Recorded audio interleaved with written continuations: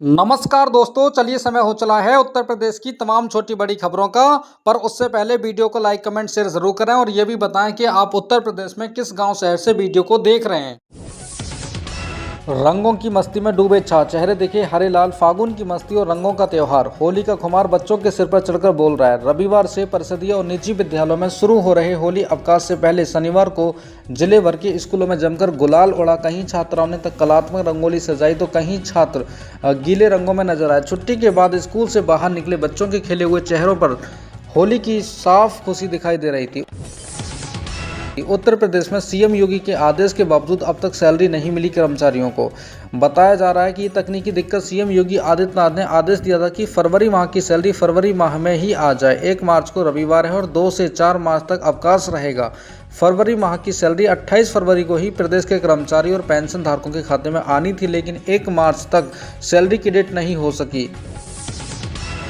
Delhi NCR में 1 महीने का 9 लोकल ट्रेनें रद्द या दैनिक यात्रियों की होगी। जब दिल्ली उत्तर रेलवे ने परिचालन कारणों के चलते दिल्ली एनसीआर में चलने वाली कई लोकल और पैसेंजर ट्रेनों का 1 माह के लिए रद्द करने का फैसला किया है।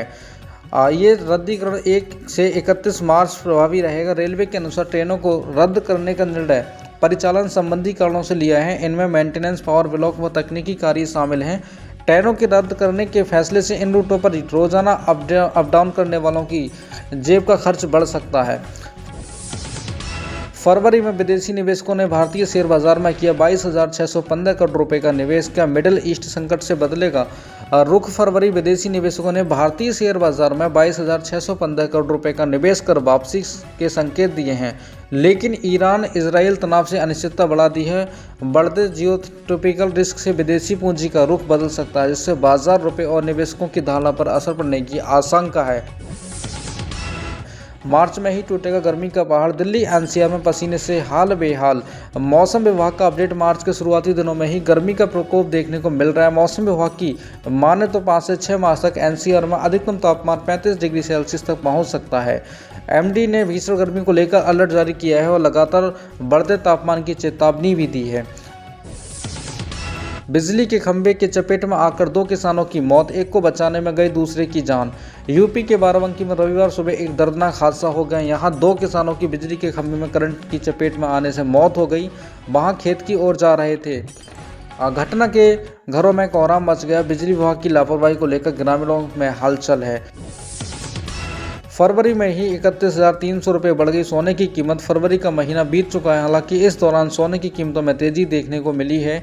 शुक्रवार को 24 कैरेट सोने की कीमत में प्रति 100 ग्राम 71,400 रुपये की बढ़ोतरी हुई है। महीने आखिरकार सोने की कीमत में 5.6% या 31,300 रुपये प्रति 100 ग्राम का उछाल आया, जबकि 22 कैरेट सोने का भाव 5.5% बढ़ा। खुशखबरी, अब निकली हैं जूनियर एग्जीक्यूटिव असिस्टेंट समेत कई पोस्ट पर वैकेंसी। जाने कौन कर सकता है अप्लाई। देश की जानी मानी सरकारी तेल company Hindustan petroleum corporate limited में युवाओं के लिए शानदार मौका दिया है। कंपनी ने कुल 618 पदों पर भर्ती निकाल दी है, जिसमें जूनियर एग्जीक्यूटिव और इंजीनियर के कई अलग अलग पद शामिल हैं। अगर आप इंजीनियरिंग, डिप्लोमा, ग्रेजुएशन या फाइनेंस, HR बैकग्राउंड से हैं और एक अच्छी सुरक्षित सरकारी नौकरी की तलाश में हैं, तो ये मौका आपके लिए काफ़ी खास हो सकता है। राजधानी की 2000 राशन दुकानों में लगेगा नया EPOS सिस्टम। इस व्यवस्था के तहत आधार से होगी पहचान। राजधानी की करीब 2000 FPS यानी राशन दुकानों पर जल्द ही नए आधार से EPOS सिस्टम लगाया जाएगा। दिल्ली सरकार के खाद्य आपूर्ति एवं उपभोक्ता मामले विभाग में इसके लिए 5 साल की अवधि का ठेका प्रक्रिया शुरू की है, जिससे संतोषजनक प्रदर्शन एक वर्ष और बढ़ाया जा सकेगा। दिल्ली में SIR से पहले कांग्रेस की तैयारी पूरी। प्रदेश अध्यक्ष देवेंद्र यादव की बड़ी बैठक। दिल्ली प्रदेश कांग्रेस कमेटी के अध्यक्ष देवेंद्र यादव ने संगठन अभियान के तहत प्रदेश कार्यालय राजीव भवन में लोकसभा और विधानसभा और BLA 1 की महत्वपूर्ण बैठक हुई। बैठक में दिल्ली की 17 विधानसभाओं के 13,148 बूथों पर BLA 2 की नियुक्ति और संगठन को जमीनी स्तर पर मजबूत करने की रणनीति पर चर्चा हुई है। बैठक में विशेष रूप से अखिल भारतीय कांग्रेस पार्टी के कमेटी के दिल्ली प्रभारी काजी निजामुद्दीन भी मौजूद रहे।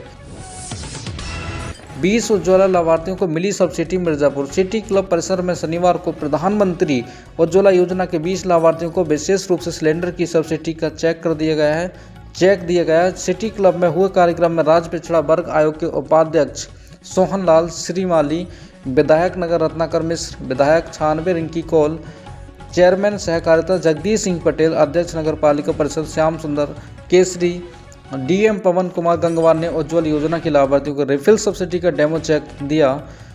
जिला आपूर्ति ने बताया कि जिले में 500 लाभार्थियों के खाते में सिलेंडर की सब्सिडी दी गई।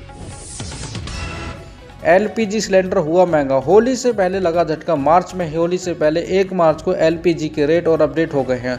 उपभोक्ताओं को होली से पहले ही महंगाई का झटका लगा है। कॉमर्शियल एलपीजी सिलेंडर के उपभोक्ताओं को दिल्ली से पटना तक करीब 28 से 31 रुपये का झटका लगा है।